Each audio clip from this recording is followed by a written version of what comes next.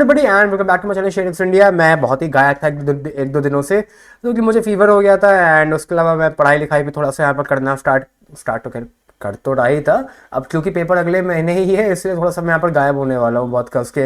Reels वगैरह ही ज़्यादा focus करूँगा डालने का, वीडियोस वगैरह थोड़ी कम ही बनाऊँगा। वैसे भी वीडियोस में ज़्यादा व्यूज़ तो आते हैं नहीं, इसीलिए रील्स से ही थोड़ा सा ज़्यादा इंगेजमेंट भी हो जाता है और पैसे तो दोनों से ही नहीं मिलते हैं, सच्चाई। ठीक है, अपार्ट फ्रॉम दिस बहुत सारे आईपीओस थे जो मैंने कवर करे थे। टाटा कैपिटल का भी बहुत सारे लोगों ने रील्स वगैरह देखी थी एंड अप्लाई भी किया था टाटा कैपिटल के आईपीओ में। और जिस दिन लिफ्टिंग भी हुई थी, मैंने उस दिन भी कहा था कि एग्जिट कर जाइए, बेटर वही रहेगा। और उसके बाद मुझे डाउट था कि एग्जिट करने का मौका मिलेगा। ऑल्दो कल डाउन गया था, आज वापस से अपने आईपीओ प्राइस के आसपास ही आ गया, क्योंकि मार्केट अच्छी थी। देखो, जब मार्केट अच्छी होती है ना, तो जो बेकार कंपनियां होती हैं वो भी चलने लग जाती हैं, और जब मार्केट अच्छी नहीं होती है तो जो अच्छी कंपनीज भी होती हैं उनकी भी परफॉर्मेंस थोड़ी सी कम हो जाती है शेयर्स के मामले में। तो ये एक चीज़ रहती है। बाकी टाटा कैपिटल मैंने रील में भी कहा था कि ओवर वैल्यूड लग रही है मुझको, मैं अभी भी वही कहूँगा कि मुझे ओवर वैल्यूड वो अभी भी लग रही है। टाटा कैपिटल से बेटर है आप सेम इंडस्ट्रीज में जो दूसरी कंपनियां हैं उनको बाय कर सकते हैं, क्योंकि इतने ही प्रॉफिट पे उनका मार्केट कैप यहाँ से आधा है और इतने मार्केट कैप पे प्रॉफिट यहाँ से दुगना है। इसके आगे अब मैं कुछ नहीं कहूँगा, बात मैं ख़त्म कर चुका हूँ। सारी रील्स वगैरह अभी भी पड़ी हुई हैं, आप उनको चेकआउट कर सकते हैं। मैंने ये सब बना के अपलोड भी करी थी कि 11,000 व्यूज़ के आसपास आई भी थे और बहुत सारे यहाँ 20,000 व्यूज़ आए थे। आप इनको चेकआउट कर सकते हैं, आप लोग को कंप्लीट इन्फॉर्मेशन उनमें मिल जाएगी। वो रील्स अभी भी वैलिड हैं। Apart from this, next IPO आया था यहाँ पर एलजी इलेक्ट्रॉनिक्स का। काफ़ी अच्छा आईपीओ रहा, लिफ्टिंग गेन्स धमाकेदार देखने को मिले। थोड़ा सा मैं वहाँ पर डाइसी था कि होल्ड करने को बोलूँ या ना बोलूँ। अल्टीमेटली मैंने अपने रील्स में आप लोग को बता दिया था कि क्या करना है। अगर मैं फिर से यहाँ पर रिपीट करूँ कि एलजी में क्या करना है, देखिए देखिए दो चीज़ें होती हैं मार्केट में, तीन चीज़ें होती हैं बल्कि। देखो, जब वैल्यूशंस करी जाती हैं तो वैल्यूशंस करने के बाद जो वैल्यूशन करने का जो रिजल्ट होता है वो तीन रिजल्ट होता है। या तो शेयर अंडर वैल्यूड आएगा, या तो ओवर वैल्यूड आएगा, या राइटली वैल्यूड आएगा। बाय हमेशा अंडर वैल्यूड करना चाहिए। रीजन क्या रहता है ना, अंडर वैल्यूड स्टॉक अगर आप बाय करोगे और वहां से वो राइट वैल्यूशन तक भी पहुंच जाएगा तो भी आप प्रॉफिट में आ जाओगे। ठीक है, अगर आप राइट वैल्यूशन पे बाय करोगे तो फिर अगला जो क्वार्टर का रिजल्ट आएगा, चीजें उस पर डिपेंड करती हैं। हकीकत यही है, कभी भी म्यूचुअल फंड वगैरह से अगर पैसे कहीं भी अपना लगाते हैं एज अ फंड मैनेजर, या कभी भी अगर आपको मैं स्टॉक्स रिकमेंड करता हूं, तो हमेशा 99.99% आप लोगों को जो रिकमेंडेशन दी जाती है मेरे द्वारा या म्यूचुअल फंड जहां बाइंग करता है, वो अंडर वैल्यूएशन पर बाय करते हैं। क्योंकि राइट वैल्यूएशन पे तो सारा खेल रिस्क का हो जाता है ना भाई, कि आप फिर ये स्पेकुलेशन करते हो, आप ये उम्मीद करते हो कि अगर मैं राइट वैल्यूएशन पे बाय कर रहा हूं तो मैं ये आशा करता हूं कि कंपनी का जो अगला क्वार्टरली रिजल्ट आएगा, अगला जो ईयरली रिजल्ट आएगा, वो पिछले साल से अच्छा हो। आप ये उम्मीद करते हो। देखो, टेक्निकली ऐसा कुछ सोचता नहीं है, बट रियलिटी में यही होता है। अगर आप कभी भी राइट वैल्यूएशन पर चीजें बाय कर रहे हो तो आप क्या कर रहे हो, अल्टीमेटली आप गैम्बलिंग कर रहे हो। ये फैक्ट है, आप गैम्बलिंग कर रहे हो। आप ये एक्सपेक्टेशन लगा के बैठे हैं फ्रॉम नोवेयर कि कंपनी का जो नेक्स्ट क्वार्टरली रिजल्ट आएगा वो अच्छा आएगा। मैं ये नहीं कह रहा वो नहीं आएगा, वो आएगा। अगर ट्रैक रिकॉर्ड अच्छा है, अगर कंपनी अच्छी है, तो क्वार्टरली रिजल्ट अच्छा आएगा। ठीक है, ये चीज मैं क्यों समझा रहा हूं, क्योंकि ऐसा ही कुछ हाल यहाँ पर एलजी के साथ भी होने वाला है। एलजी इस समय जो कंपनी है वो राइट वैल्यूएशन पे आके बैठी हुई है। 30-40% का जो गेन यहाँ पर लिफ्टिंग पे हुआ था वो धमाकेदार था, मैं उसमें कोई भी कमेंट यहाँ पर नहीं कर रहा हूँ। लेकिन इस समय जो मार्केट कैप है कंपनी का 1,13,000 1,10,000 करोड़ के आसपास का, उसको इस जो प्रॉफिट है कंपनी का लगभग 3,000 करोड़ का, इसको वो जस्टिफाई करते हैं। ना ही यहाँ से अंडर वैल्यूएशन पे है, ना ही यहाँ से ओवर वैल्यूएशन पे है। थोड़ा बहुत, अब मैं कोई पिन पॉइंट तो नहीं कर रहा हूँ, हो सकता है कि यहाँ से 1,25 चला जाए मार्केट कैप, तो 1,25 चला भी जाएगा तो वो 5% की बात होती है खाली। तो मैं 5-6% का तो मैं कोई पिन पॉइंट यहाँ पर नहीं कर सकता हूँ, तो ऑब्वियस सी बात है। मैं थोड़े से बड़े टारगेट ही दे सकता हूँ आपको ना, क्योंकि लोगों तो गधों की तरफ एकदम पिन पॉइंट वाली बातें करते हैं कि यहाँ से 1,800 चला जाएगा, यहाँ से 1,900 चला जाएगा। मैं वो सारी बातें नहीं करता हूँ। यहाँ से अगर ये मार्केट कैप 1,13,000 से 1,25,000 करोड़ जाएगा तो मोटा मोटा मेरे हिसाब से ये आई थिंक 5% की बात होगी। इफ़ आई एम राइट, नहीं 6% की बात होगी, नहीं 8% की बात होगी, हाँ 8% की बात होगी। तो उस हिसाब से तो कंपनी का जो यहाँ पर प्राइस है, अगर मैं 8% यहाँ पर इंक्रीज कर दूँ तो वो 1800 रुपये के आसपास जा सकता है। Again this is a range, ये एक मैं रेंज बोल रहा हूँ, मैं ये कोई पिन पॉइंट नहीं कर रहा हूँ। और रेंज कभी भी फुलफिल नहीं होती है भाई, वो एक रेंज, तभी तो उसको रेंज बोला जाता है, तो कि रेंज वो पूरी एक रेंज में हर पॉइंट अपने आप को फुलफिल करता है। अगर आप लोगों ने मैथ्स में स्टैट्स वाली section C M L Agarwal की बुक से पढ़ना कभी जीवन में स्टार्ट किया होता क्लास 12वीं से लेकर, अगर इको वीको में कभी भी आपने मैथ्स के सवाल जो इकोनॉमिक्स में होते हैं वो सॉल्व करे होंगे, तो आप लोगों ने जो ग्राफ वगैरह बनाते हैं उसमें एक रेंज कॉल्टाइल की दी जाती है, तो कि वो रेंज पूरी की पूरी फुलफिल होती है, उसमें कोई पॉइंट नहीं होता है। ऐसे ही यहाँ पे भी 1800 रुपये तक की एक मैं रेंज की बात कर रहा हूँ, 1800 रुपये तक जाएगा, मैं उसकी बात नहीं कर रहा हूँ, ठीक है। अब होल्ड करें तो कितना करें, देखिए इस समय राइट वैल्यूएशन पे है, अगला क्वार्टर का रिजल्ट अच्छा आएगा, ये अगेन मैं उम्मीद कर रहा हूं, तो एलजी है खराब आना नहीं चाहिए, पिछले सालों से बढ़ ही रहा है। 2021-22 में जो रिजल्ट यहाँ पर खराब था, हम वो कोविड ईयर मान के उसको एक्सेप्शन पे डाल देते हैं, उसके बाद से तो लगातार इंक्रीज कर ही रहा है। तो अगला क्वार्टर का रिजल्ट भी अच्छा आएगा तो कंपनी उस हिसाब से परफॉर्म करेगी, कितना करेगी वो मैं नहीं कह सकता हूँ, तो कितना अच्छा आएगा वो मुझे नहीं पता, जितना अच्छा आएगा उतना अच्छा परफॉर्म करेगी। राइट वैल्यूएशन पे है, जो लोग प्रॉफिट में है वो लोग अपने पोर्टफोलियो में रख सकते हैं, जो लोगों ने बाय नहीं किया था मैं रिकमेंडेशन भी नहीं दूंगा आपको बाय करने की। मिड कैप के इतने सारे स्टॉक्स हैं जो पिटे पड़े हैं, हम उनको बाय करो, अंडर वैल्यूड है उस समय, क्यों राइट वैल्यूएशन पे बाय करना चीज़ों को, जब अंडर वैल्यूएशन पे चीज़ें यहाँ पर मिल रही हैं। तो तभी मैं कहता हूँ वीडियो को पूरी देखा करो, और जो असली का जो ज्ञान होता है ना वो वीडियो से ही आता है, वो रील से कभी नहीं आ सकता है। रील में क्या ही बताता हूँ मैं, मुझे तुम बताओ, मैं रील में क्या ही बताता हूँ, रील होती है टाइम पास, व्यूज़ रील पे ज़्यादा आते हैं तो लोग रील बनाते हैं, मैं भी वही करता हूँ। हकीकत तो यही है, अगर कुछ सीखना है ना तो वीडियो देखनी पड़ेगी उसके लिए। नाक मेरी बंद है इसलिए थोड़ी सी आवाज़ मेरी चेंज हो गई होगी। इसके बाद एंथम हाईवे को मैं अवॉइड कर रहा हूँ, मैंने ना आईपीओ कवर किया था ना मैंने अप्लाई करने को कहा था, तो मैं इसको अवॉइड ही यहाँ पर कर रहा हूँ। रूबिकॉन रिसर्च की आज मार्केट में लिस्टिंग हुई थी, nothing much to say about it as it is a pharmaceutical company. अब देखिए फार्मास्यूटिकल कंपनी की अपने आप में बहुत बड़ी पहचान होती है, बड़ी सी बड़ी कंपनी भी क्यों ना फार्मास्यूटिकल की, परफॉर्मेंस उनकी कंसिस्टेंट कभी नहीं, मतलब कंसिस्टेंट परफॉर्मेंस कभी नहीं होती है।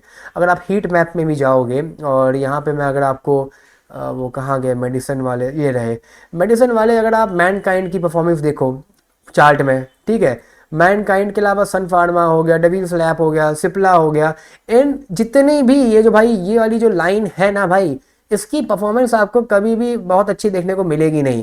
बट अगर 5 साल में देखो तो पैसा 5 साल में कहीं जाके दुगना किया है, मतलब कि एनुअल का जो ईयरली रिटर्न होगा वो 20% के आसपास होगा, वो भी मैं सिंपल इंटरेस्ट की बात कर रहा हूँ, कंपाउंड पे वो और कम हो चुका होगा।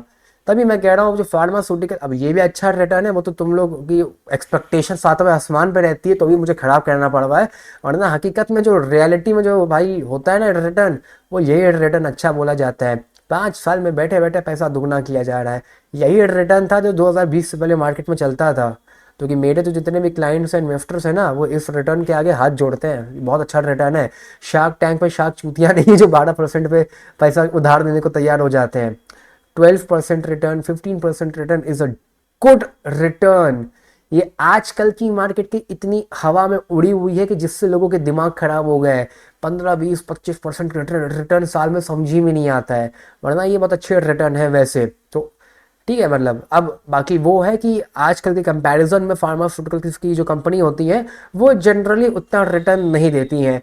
रीज़न क्या होता है ना, देखिए पहली बात तो ये बहुत ही एक ऑर्डर ड्रिवन इंडस्ट्री है। अब खैर ऑर्डर ड्रिवन तो बहुत सारी इंडस्ट्रीज हैं, लेकिन यही ऑर्डर ड्रिवन क्यों है? ये ऑर्डर ड्रिवन इसीलिए है ना क्योंकि सेम दवाई भाई कोई भी कंपनी बना सकती है।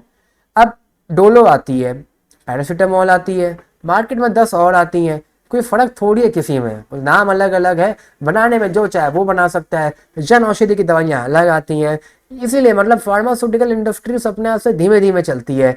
और अगर मैं बात करूँ अगर रूबिकॉन के बारे में, तो रूबिकॉन की लिफ्टिंग तो आज खैर डिसेंट हो गई, मैं वो उसकी बात नहीं कर रहा हूँ। आप लोगों को अगर होल्ड करना है तो 2-4 दिन होल्ड करिए, लंबे समय की मैं आपको रिकमेंडेशन देने वाला हूँ नहीं। रीज़न क्या है? 10,000 करोड़ का मार्केट कैप ऑलरेडी हो चुका है। अब इस 10,000 करोड़ के मार्केट कैप पे अगर आप प्रॉफिट देखोगे तो वो खाली 200 करोड़ का है, which is slightly lower than what I expect from a company. ठीक है, तो स्लाइटली लोअर, तो अगेन राइट वैल्यूशन है, मैं अवॉइड करने को कहूँगा। है पोर्टफोलियो में, दिवाली मुहूर्त आएगा उस दिन बेच के निकल जाना। होल्ड करने की रिकमेंडेशन मैं बहुत ज़्यादा देने नहीं वाला हूँ। ठीक है, और प्लस मतलब अगला क्वार्टर का रिजल्ट भी मुझे उम्मीदें है नहीं कि बहुत ज़्यादा अच्छा आएगा। 22 में 23 में कंपनी लॉस में थी, फिर 24 में सडनली प्रॉफिट में आ गई, और 25 में प्रॉफिट दुगना हो गया। भाई यहाँ पर यार देखोगे तो तकरीबन 90% का ईयर ऑन ईयर के बेसिस पे जंप है, जो कि ऑब्वियसली बात है ये फॉलो नहीं होने वाला। तो इसीलिए मैं यहाँ पर एग्जिट लेने की रिकमेंडेशन आप लोग को दूंगा।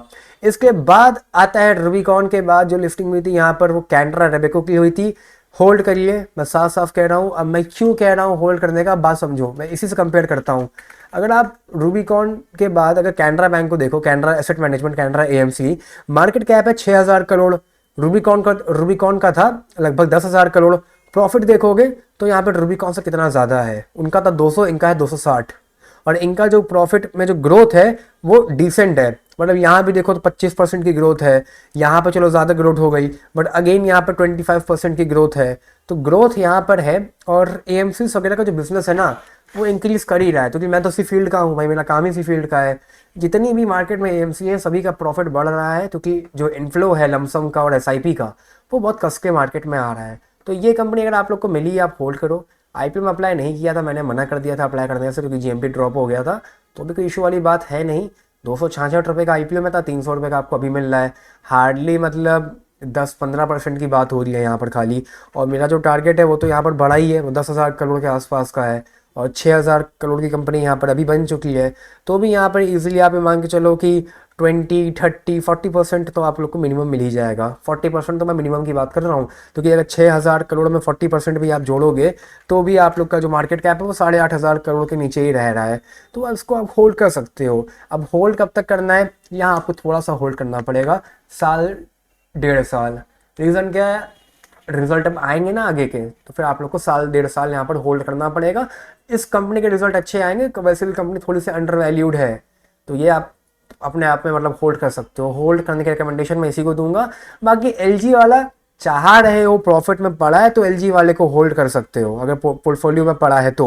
वरना जैसा कि मैंने बोला, एलजी एक लार्ज कैप बन चुका है। अगर बाय करने की सोच रहे हो तो जो अंडर वैल्यूड है उनको बाय करो, बट अगर प्रॉफिट में बैठे हो तो फिर पड़े रहने दो, क्योंकि अब प्रॉफिट में बैठे हो, ऊपर से वो लार्ज कैप बन चुका है, तो रिटर्न भी आपको लार्ज कैप की तरह देगा, और पोर्टफोलियो को थोड़ा संभालेगा भी एज अ लार्ज कैप। और लार्ज कैप पोर्टफोलियो को भी थोड़ा बहुत संभालता है ना, ऐसे ही थोड़ी लार्ज कैप हर चीज़ बन जाती है। बाकी बात करूँ मैं कैनरा एचएसबीसी के बारे में, तो यहाँ पे कोई भी जीएमपी आप लोग को चलता हुआ देखने के लिए नहीं मिलने वाला है। और इसको मैंने कवर भी उतना ज़्यादा नहीं किया था, ना ही मैंने इसको कभी भी अप्लाई करने को कहा था। अलॉटमेंट वगैरह तो कल यहाँ पर आ ही जाएगी। 1-1.5% का जीएमपी चल रहा है, मैं होल्ड करने के लिए यहाँ पर रिकमेंडेशन नहीं दूंगा। और उसका बहुत सिंपल सा रीज़न है, वो भी बता देता हूँ मैं क्या। कैनरा की जो लाइफ इंश्योरेंस की जो कंपनी थी और एचएसबीसी की जो लाइफ इंश्योरेंस की जो कंपनी थी, वो दोनों ही मार्केट में नहीं चलती थी। देखो ये फैक्ट है। प्रॉफिट देखोगे अगर आप लोग यहाँ पर, तो 100-150 करोड़ के आसपास का ही प्रॉफिट खाली हो रहा है, और ये फैक्ट है। इसलिए दोनों मर्ज हुई कि भैया मर्ज हो जाते हैं आपस में, कैसे तैसे करके एक दूसरे को चला लेंगे। तो उस हिसाब से मार्केट में चल रही है। बाकी कोई कंपनी में होल्ड करने के लायक नहीं कह रहा हूँ। हाँ, वो बात अलग गई भैया, फ्यूचर में अपने इंश्योरेंस से थोड़ा सुधार लें, ज़्यादा बिकने लग जाएँ, तो सारी बातें फिर वो अलग है। लेकिन एज ऑफ नाउ तो मैं यहाँ पर कोई भी होल्ड करने की रिकमेंडेशन नहीं दूंगा। ठीक है, मार्केट कैप इनका ऑलरेडी 10,000 करोड़ के आसपास हो चुका है, प्रॉफिट इनका खाली 100 करोड़ के आसपास का ही हो रहा है, तो वैसे भी मुझे थोड़ा सा ओवर वैल्यूड ही लग रही है। अगर आईपीओ में लगाया था, आईपीओ मिल गया है, तो कल आप एग्जिट कर जाइए यहाँ पर, एज सिंपल एज डैट। अब आखिरी में आता है मिडवेस्ट करके आईपीओ। मिडवेस्ट का आईपीओ अच्छा आईपीओ है, क्योंकि जीएमपी चल रही है, इसलिए मैं नहीं कह रहा हूँ। 16-17% की जीएमपी चल रही है, 2,000 रुपये के आसपास का प्रॉफिट हो जाएगा। मार्केट आज की भी बहुत अच्छी थी, मार्केट होपफुली कल की भी बहुत अच्छी आप लोग को देखने के लिए मिल ही जाएगी। और कंपनी थोड़ा सा नए सेक्टर की है। कंपनी करती क्या है, कंपनी जो आप लोगों का स्टोन आता है, मार्बल का, ग्रेनाइट का, ग्रेफाइट कह रहा हूँ, मार्बल हो गया, ग्रेनाइट हो गया, कोटा हो गया, ऐसे जो सब ज़मीन पर लगते हैं, किचन की जो फ्लैपिंग लगती है, किचन की जो फ्लैप होता है वो लगता है, घर के बाहर जो टाइल्स वगैरह लगती हैं, घर के अंदर जो वो लगती हैं टाइल्स वगैरह, मार्बल वगैरह, तो वो पहाड़ों से तोड़ा जाता है। तो पता ही होगा आप लोग को, पहाड़ों से तोड़ते हैं सीधा सीधा ऐसे, फिर उसको और थोड़ा सा खरोचते हैं, खराश मतलब तराशते हैं, फिर उसको फिनिशिंग देते हैं, फिर मार्केट में सेल आउट करते हैं। कंपनी वही काम करती है, पहाड़ों से वो पत्थर तोड़ के लाती है, वो मार्केट में बेचती है फर्निशिंग करने के बाद, मतलब फिनिशिंग करने के बाद। तो मार्केट में मतलब जो कंपनी है वो डिसेंट है, छोटी कंपनी है। मार्केट कैप कोई बहुत बड़ा इन लोगों का है नहीं। अगर मैं आप लोग को दिखाना भी चाहूँ तो आई डोंट थिंक अभी यहाँ पर अपडेट हुआ है कि नहीं हुआ है। मिडवेस्ट, हाँ। तो 4,000 करोड़ का मार्केट कैप है। कंपनी का जो प्रॉफिट है वो डिसेंट है, लगभग 200 करोड़ के आसपास का प्रॉफिट है। तो प्रॉफिट यहाँ पर हायर साइड में ही है। कंपनी अंडर वैल्यूड है, तकरीबन 5,500-6,000 करोड़ की कंपनी यहाँ पर मिनिमम ये होनी चाहिए। अप्लाई कर दीजिएगा रिटेल कैटेगरी में, अमाउंट आप लोग का हो जाएगा 14,910 रुपये का। रिटेल में 1,05,609 लोगों को अलॉटमेंट मिलेगी। स्मॉल HNI में 1,077 लोगों को अलॉटमेंट मिलेगी, 14 लॉट के लिए अप्लाई करना पड़ेगा। और बिग HNI में आप लोग को 68 लॉट्स के लिए अप्लाई करना पड़ेगा, 2,155 लोगों को अलॉटमेंट मिलेगी। मेरी मानिए तो रिटेल कैटेगरी में एक ही लॉट के लिए अप्लाई करिए। रीजन क्या है, रिटेल कैटेगरी में IPO ऑलरेडी 6 गुना के आसपास ओवर सब्सक्राइब हो चुका है। कल आखिरी दिन है, कल जो भी और ओवर सब्सक्राइब हो जाएगा बात की बात गई। HNI, बिग HNI सब में IPO ओवर सब्सक्राइब हो चुका है। अलॉटमेंट के चांसेस सबसे ज्यादा यहाँ पे रिटेल में ही है। एंड मैं अभी कैलकुलेट करके बता नहीं रहा हूँ क्योंकि कोई मतलब नहीं है उसका। 6 में से 1 को मिल जाएगा। बिग HNI 7 में से 1 को मिलेगा, लेकिन वो बिग HNI की मैं बात कर रहा हूँ। तो बिग HNI में फिर आप लोग को 10 लाख रुपए की लॉट लगानी पड़ेगी, तो उतना हर आदमी कोई कर नहीं पाएगा। HNI में भी 32 में से 1 को मिलेगा, तो कोई मतलब नहीं है लगाने का।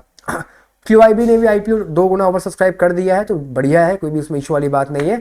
बाकी यहाँ पे IPO आप लोग आराम से अप्लाई करिए। मिडवेस्ट का ज़्यादा कुछ बताने को है नहीं, कंपनी बढ़िया है। इसके अलावा मार्केट डिसेंट चल रही है। आप लोग के जो स्टॉक्स वगैरह हैं वो कमेंट मत करिएगा, मैं भी वीडियो नहीं बनाने वाला। दिवाली के बाद देखता हूँ क्या करूँगा। फिलहाल अगर कुछ पूछना हो तो कमेंट सेक्शन में कर दो, मैं आप लोगों को कमेंट सेक्शन में आप लोग के स्टॉक्स के बारे में रिप्लाई कर दूंगा। और प्लीज़ यार पूरे पोर्टफोलियो मत कमेंट करने लग जाना। एक एक बंदा 10-10 स्टॉक कमेंट कर देता है, फिर मैं उतना रिप्लाई नहीं कर पाता हूँ। एक एक स्टॉक पूछो, एक पर्टिकुलर, तो मैं उसका रिप्लाई कर दूंगा, ठीक है, कमेंट में। बाकी bye bye, take care, love you all, मिलता हूँ बहुत जल्द एक नए वीडियो के साथ।